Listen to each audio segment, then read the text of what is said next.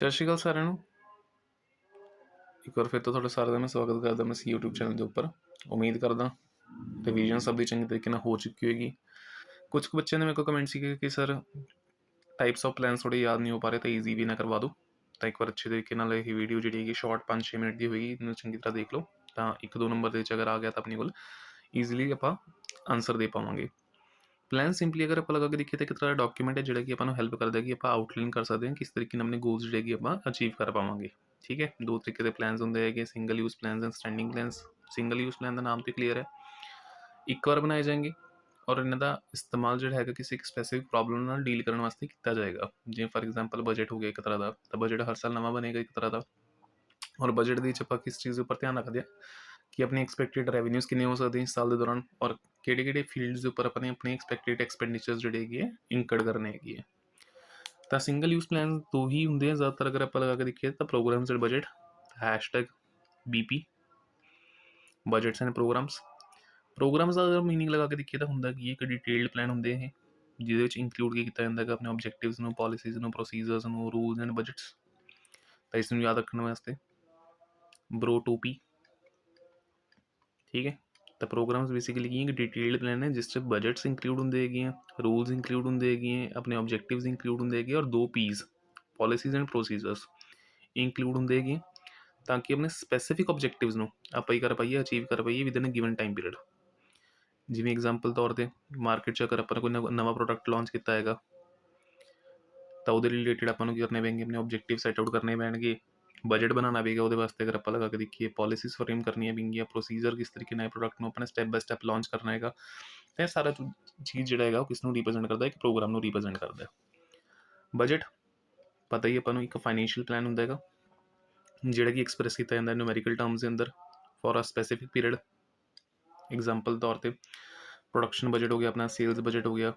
Budget ਸਭ ਨੂੰ ਪਤਾ ਹੀ ਹੈ ਨਾ ਇੱਕ ਤਰ੍ਹਾਂ ਦਾ, ਜਿਸ 'ਚ ਆਪਾਂ ਐਸਟੀਮੇਟਿਡ ਰੈਵਨਿਊਜ਼ ਔਰ ਐਸਟੀਮੇਟਿਡ ਐਕਸਪੈਂਡੀਚਰਸ ਦਾ ਕੀ ਕਰਦੇ ਹੈਗੇ ਕਿ ਹਿਸਾਬ ਕਿਤਾਬ ਲਗਾਉਂਦੇ ਹੈਗੇ ਆ ਵੀ ਇਸ ਸਾਲ ਆਪਾਂ ਕਿੰਨਾ ਕੁ ਪੈਸਾ ਜਨਰੇਟ ਕਰ ਸਕਦੇ ਹੈਗੇ through the help of sales, ਔਰ ਕਿੰਨਾ ਪੈਸਾ ਆਪਾਂ ਨੂੰ ਇਨਕਰ ਕਰਨਾ ਪਏਗਾ on various activities of the business.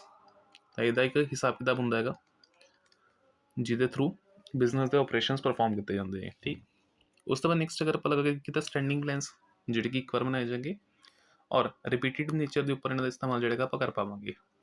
ਤਾਂ ਸਟੈਂਡਿੰਗ ਪਲਾਨਸ ਇੰਕਲੂਡ ਕੀ ਕਰ ਰਹੇ ਹੈਗੇ, ਸਭ ਤੋਂ ਪਹਿਲਾਂ ਪਾਲਿਸੀਜ਼ ਇਹਦੇ ਅੰਦਰ ਇੰਕਲੂਡ ਹੁੰਦੀ ਹੈ। ਤਾਂ ਪਾਲਿਸੀਜ਼ ਸਿੰਪਲੀ ਅਗਰ ਆਪਾਂ ਲਗਾ ਕੇ ਦੇਖਦਾ ਕੁਝ ਜਨਰਲ ਗਾਈਡਲਾਈਨਸ ਹੈ ਜਿਹੜੀ ਕਿ ਮੈਨੇਜਰ ਨੂੰ ਹੈਲਪ ਕਰਦੇ ਡਿਸੀਜ਼ਨ ਲੈਣ ਦੇ ਵਿੱਚ। ਜਿਵੇਂ ਆਪਣੀ ਕ੍ਰੈਡਿਟ ਪਾਲਿਸੀਜ਼ ਹੈਗੀ ਹੈ, ਸਪੋਜ਼ ਆਪਣੇ ਕਸਟਮਰਸ ਹੈਗੇ ਜਿਹਨਾਂ ਨਾਲ ਆਪਾਂ ਕੀ ਕਰਦੇ ਹੈਗੇ ਉਧਾਰੀ ਦੇ ਉੱਪਰ ਸਮਾਨ ਵੇਚਦੇ ਹੈਗੇ ਆ, ਤਾਂ ਕੰਪਨੀ ਦੀ ਪਾਲਿਸੀ ਕੀ ਹੈਗੀ, ਕ੍ਰੈਡਿਟ ਜਿਹੜਾ ਹੈਗਾ ਉਹ ਮੈਕਸਿਮਮ ਅਲਾਉ ਕੀਤਾ ਜਾਏਗਾ for a period of 2 months. ਔਰ ਅਗਰ 2 ਮਹੀਨੇ ਤੋਂ ਉੱਪਰ ਕ੍ਰੈਡਿਟ ਗਿਆ ਦੈਨ ਉਸ ਕੇਸ ਵਿੱਚ ਰੇਟ ਆਫ ਇੰਟਰਸਟ ਜਿਹੜਾ ਹੈਗਾ ਪਾਰਟੀ ਨੂੰ ਬੀਅਰ ਕਰਨਾ ਪਏਗਾ 24% ਪਰ ਐਨਮ ਦੇ ਹਿਸਾਬ ਨਾਲ। ਤਾਂ ਆਪਣੀ ਕ੍ਰੈਡਿਟ ਪਾਲਿਸੀ ਹੋਗੀ ਇੱਕ ਤਰ੍ਹਾਂ ਦੀ।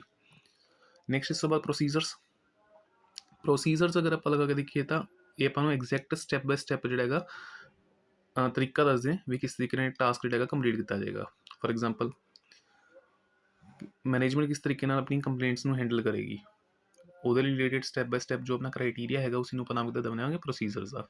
ਜਾਂ ਫਿਰ ਐਗਜ਼ਾਮਪਲ ਤੌਰ 'ਤੇ ਪ੍ਰੋਸੀਜਰ ਫॉर ਰਿਕਰੂਟਮੈਂਟ। ਠੀਕ ਹੈ, ਰਿਕਰੂਟਮੈਂਟ ਦੇ ਲਈ ਕੰਪਨੀ ਕਿਸ ਤਰੀਕੇ ਦੇ ਸਟੈਪਸ ਨੂੰ ਫੋਲੋ ਕਰੇਗੀ। ਜਿਵੇਂ ਐਗਜ਼ਾਮਪਲ ਤੌਰ 'ਤੇ ਅਗਰ ਆਪਾਂ ਲਗਾ ਕੇ ਦੇਖੀਏ ਤਾਂ ਪਹਿਲਾਂ ਐਡਵਰਟੀਜ਼ਮੈਂਟ ਕਰਨੀ ਹੈਗੀ ਹੈ, ਫਿਰ ਉਸ ਤੋਂ ਬਾਅਦ ਐਪਲੀਕੇਸ਼ਨਸ ਨੂੰ ਰਿਸੀਵ ਕਰਨਾ ਹੈਗਾ, ਫਿਰ ਉਸ ਤੋਂ ਬਾਅਦ ਆਪਾਂ ਨੇ ਸਿਲੈਕਸ਼ਨ ਟੈਸਟ ਰੱਖਣਾ ਹੈਗਾ, ਫਿਰ ਉਸ ਤੋਂ ਬਾਅਦ ਇੰਟਰਵਿਊ ਹੈਗਾ। ਤਾਂ ਪ੍ਰੋਪਰ ਅਗਰ ਆਪਾਂ ਲਗਾ ਕੇ ਦੇਖੀਏ ਤਾਂ ਆਪਣੇ ਕੋਲ ਕੀ ਹੈ, ਸਟੈਪ ਬਾਏ ਸਟੈਪ ਬਣੇ ਹੋਏ ਹੈ ਤਾਂ ਕਿ ਟਾਸਕ ਜਿਹੜਾ ਹੈਗਾ ਸਹੀ ਤਰੀਕੇ ਨਾਲ ਕੰਪਲੀਟ ਕੀਤਾ ਜਾ ਸਕੇ। ਨੈਕਸਟ ਫਿਰ ਆਪਣੇ ਰੂਲਸ ਹੈ। ਰੂਲਸ ਸਿੰਪਲੀ ਅਗਰ ਆਪਾਂ ਲਗਾ ਕੇ ਦੇਖੀਏ ਤਾਂ ਸਪੈਸੀਫਿਕ ਇੰਸਟਰਕਸ਼ਨ ਜਿਹੜੀ ਕਿ ਪਰਮਾਨੈਂਟ ਨੇਚਰ ਦੀ ਹੋਣਗੀਆਂ ਔਰ ਇਹਨਾਂ ਨੂੰ ਫੋਲੋ ਕਰਨਾ ਸਟ੍ਰਿਕਟਲੀ ਕੀ ਹੈ ਕੰਪਲਸਰੀ ਹੁੰਦਾ ਹੈਗਾ। ਜੇ for example do not use the mobile phones while you're at office ਜਾਂ during the office hours. And last ਅਗਰ ਆਪਾਂ ਲਗਾ ਕੇ ਦੇਖੀਏ ਤਾਂ ਆਪਣੇ ਕੋਲ ਕੀ ਹੈ ਮੈਥਡਸ। ਠੀਕ ਹੈ, ਮੈਥਡ ਸਿੰਪਲੀ ਅਗਰ ਆਪਾਂ ਲਗਾ ਕੇ ਦੇਖੀਏ ਤਾਂ ਇੱਕ particular way of performing one step of task. Basically ਅਗਰ ਮੈਥਡ ਔਰ ਅਗਰ ਮੈਂ ਗੱਲ ਕਰਾਂ ਪ੍ਰੋਸੀਜਰਸ ਦੇ ਅੰਦਰ ਇੱਕ ਡਿਫਰੈਂਸ ਹੈ ਕਿਸ ਚੀਜ਼ ਦਾ। ਮੈਥਡ ਜਿਹੜਾ ਹੈਗਾ ਇੱਕ ਸਪੈਸੀਫਿਕ ਟਾਸਕ ਦੇ ਰਿਲੇਟਿਡ ਹੁੰਦਾ ਹੈਗਾ। Method is a particular way of performing one step of task ਦਾ ਕਿਸੇ ਇੱਕ ਸਟੈਪ ਪਰਫਾਰਮ ਕਰਨ ਦੇ ਵਿੱਚ ਅਗਰ ਆਪਾਂ ਲਗਾ ਕੇ ਦੇਖੀਏ ਤਾਂ ਜੋ ਐਕਸ਼ਨਸ ਜਾਂ ਸਟੈਪਸ ਆਪਾਂ ਫੋਲੋ ਕਰਾਂਗੇ ਉਹ ਮੈਥਡ ਹੋਏਗਾ। ਜਿਵੇਂ ਫॉर ਐਗਜ਼ਾਮਪਲ ਰਿਕਰੂਟਮੈਂਟ ਪ੍ਰੋਸੀਜਰ, ਅਗਰ ਰਿਕਰੂਟਮੈਂਟ ਦਾ ਪੂਰਾ ਪ੍ਰੋਸੈਸ ਜਿਹੜਾ ਹੈਗਾ ਜਾਂ ਫਿਰ ਅਗਰ ਆਪਾਂ ਲਗਾ ਕੇ ਦੇਖੀਏ ਜੋ ਆਪਣਾ ਕ੍ਰਾਈਟੀਰੀਆ ਹੈਗਾ ਰਿਕਰੂਟਮੈਂਟ ਦੇ ਰਿਲੇਟਿਡ ਉਹ ਪੂਰਾ ਤਾਂ ਪੂਰਾ ਇੱਕ ਪ੍ਰੋਸੀਜਰ ਹੈਗਾ ਜਿਸ 'ਚ ਅਲੱਗ-ਅਲੱਗ ਸਟੈਪਸ ਆਪਾਂ ਨੇ ਪਰਫੋਰਮ ਕਰਨੇ ਹੈਗੇ, ਬਟ ਉਹਦੇ ਅੰਦਰ ਅਗਰ ਆਪਾਂ ਲਗਾ ਕੇ ਦੇਖੀਏ ਸਪੈਸੀਫਿਕਲੀ ਇੰਪਲੋਈਜ਼ ਨੂੰ ਅਗਰ ਟ੍ਰੇਨਿੰਗ ਦੇਣ ਦੀ ਗੱਲ ਕੀਤੀ ਜਾਏਗੀ ਤਾਂ ਉਹਦੇ ਲਈ ਕਿਹੜੇ ਮੈਥਡਸ ਆਪਾਂ ਨੇ ਯੂਜ਼ ਕਰਨੇ, ਜਿਵੇਂ on the job training method ਹੋ ਗਿਆ, of the job training method ਹੋ ਗਿਆ। ਤਾਂ ਇੱਕ ਸਪੈਸੀਫਿਕ ਟਾਸਕ ਨੂੰ ਪਰਫੋਰਮ ਕਰਨ ਦਾ ਜਿਹੜਾ ਆਪਣੇ ਕੋਲ ਕੀ ਹੈ ਤਰੀਕਾ ਹੈ, ਉਸਨੂੰ ਆਪਾਂ ਨਾਮ ਦੇ ਦਿੰਦੇ ਆਪਣੇ ਮੈਥਡ ਦਾ। ਤਾਂ ਬੇਸਿਕਲੀ ਮੈਥਡ ਅਗਰ ਆਪਾਂ ਗੱਲ ਕਰੀਏ ਤਾਂ ਇੱਕ ਨੈਰੋ ਅਪਰੋਚ ਹੈਗੀ ਆ, ਪ੍ਰੋਸੀਜਰ ਆਪਣੇ ਆਪ 'ਚ ਕੀ ਹੈ ਕਿ ਵਾਈਡਰ ਅਪਰੋਚ ਹੈ। ਠੀਕ ਹੈ। ਇਸ ਤੋਂ ਇਲਾਵਾ ਕੁਝ ਪਲਾਨਸ ਐਸੇ ਜਿਹੜੇ ਕਿ ਨਾ ਤਾਂ ਸਿੰਗਲ ਯੂਜ਼ ਵਾਸਤੇ ਹੁੰਦੇ, ਨਾ ਹੀ ਸਟੈਂਡਿੰਗ ਪਲਾਨਸ ਹੁੰਦੇ ਹੈਗੇ ਆ। ਤਾਂ ਉਹਦੇ 'ਚ ਅਗਰ ਆਪਾਂ ਲਗਾ ਕੇ ਦੇਖੀਏ ਆਪਣੇ ਆਬਜੈਕਟਿਵਸ ਹੋ ਗਏ, ਸਟ੍ਰੈਟਜੀਜ਼ ਹੋ ਗਈਆਂ, ਇਹ ਦੋ ਚੀਜ਼ਾਂ ਕਵਰ ਹੁੰਦੀਆਂ। ਆਬਜੈਕਟਿਵਸ ਕੀ ਹੈ, ਉਹ ਐਂਡ ਰਿਜ਼ਲਟਸ ਜਿਹੜੇ ਕਿ ਮੈਨੇਜਮੈਂਟ ਚਾਹੁੰਦੀ ਹੈ ਕਿ ਉਹ ਕਰ ਸਕੇ, ਅਚੀਵ ਕਰ ਸਕੇ by performing their operations, and it should be smart. Smart ਦਾ ਮਤਲਬ ਕੀ ਹੈ, ਸਪੈਸੀਫਿਕ ਹੋਣੇ ਚਾਹੀਦੇ ਹੈਗੇ, ਮੇਜਰੇਬਲ ਹੋਣੇ ਚਾਹੀਦੇ ਹੈਗੇ, ਅਚੀਵੇਬਲ ਹੋਣੇ ਚਾਹੀਦੇ, ਰੈਲੇਵੈਂਟ ਹੋਣੇ ਚਾਹੀਦੇ, ਔਰ ਟਾਈਮ ਬਾਉਂਡ ਹੋਣੇ ਚਾਹੀਦੇ ਹੈ। ਸਪੈਸੀਫਿਕ ਦਾ ਮਤਲਬ ਕੀ, ਇੱਕ ਫਿਕਸ ਗੋਲ ਹੋਣਾ ਚਾਹੀਦਾ ਆਪਣਾ, ਮੇਜਰੇਬਲ ਪਰਫਾਰਮੈਂਸ ਨੂੰ ਮੇਜਰ ਕਰਕੇ ਆਪਾਂ ਚੈੱਕ ਕਰ ਸਕੀਏ ਕਿ ਆਪਣੇ ਗੋਲਸ ਆਪਾਂ ਨੇ ਅਚੀਵ ਕੀਤੇ ਜਾਂ ਨਹੀਂ ਕੀਤੇ ਹੈਗੇ।